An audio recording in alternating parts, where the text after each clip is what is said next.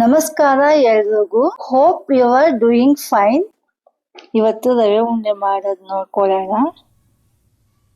ಫಸ್ಟಿಗೆ ಫುಲ್ ತೆಂಗಿನಕಾಯಿ ಕಟ್ ಮಾಡ್ಕೊಂಡಿದ್ದೀನಿ. ಅದಕ್ಕೆ ಏಲಕ್ಕಿ ಸೇರಿಸ್ತಾ ಇದ್ದೀನಿ. 4 ಏಲಕ್ಕಿ ಮಿಕ್ಸಿ ಮಾಡ್ಕೊತಾ ಇದ್ದೀನಿ.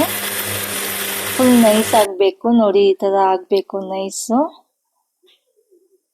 ನೈಸ್ ಆದಮೇಲೆ ಆಮೇಲೆ ಒಂದು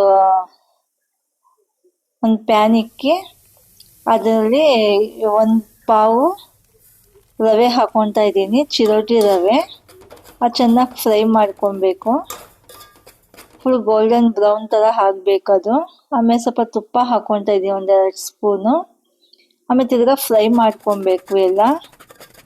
ಚೆನ್ನಾಗಿ ಫ್ರೈ ಆದಮೇಲೆ ಅದು ಮತ್ತೆ ನೋಡಿ ಈ ಥರ ಗೋಲ್ಡನ್ ಬ್ರೌನ್ ಆಗಬೇಕು. ಈ ಥರ ಆದಮೇಲೆ ಎಲ್ಲ ಎತ್ತಿಟ್ಕೊತಾ ಇದ್ದೀನಿ. ನಾನು ಇವಾಗ 3 ಪಾವು ರವೆ ಹುರ್ಕೊಂಡಿದ್ದೀನಿ. 1 ಪಾವು 3 ಸಲ ಹುರ್ಕೊಂಡಿದ್ದೀನಿ.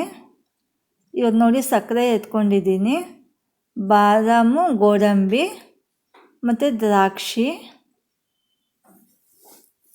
ತುಪ್ಪ ಹಾಕಬೇಕು, ಒಂದು 4-5 ಸ್ಪೂನ್ ತುಪ್ಪ ಹಾಕ್ಕೊಂಡಿದ್ದೀನಿ.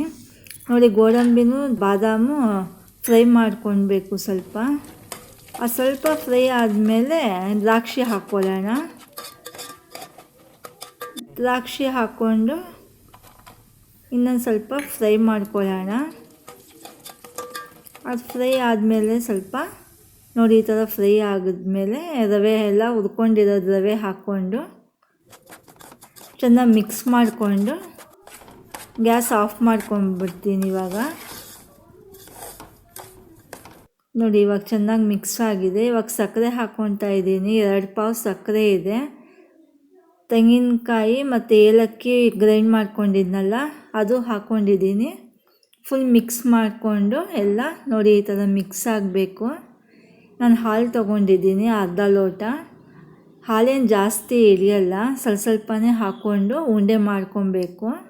ನೋಡಿ ಈ ಥರ ಉಂಡೆ ಮಾಡ್ಕೊಳ್ಳಿ. ಹಾಲು ಜಾಸ್ತಿ ಹಾಕಬೇಡಿ, ಸ್ವಲ್ಪ ಹಾಕ್ಕೊಂಡು ಉಂಡೆ ಮಾಡ್ಕೊಳ್ಳಿ. ತುಂಬ ಚೆನ್ನಾಗಿರುತ್ತೆ.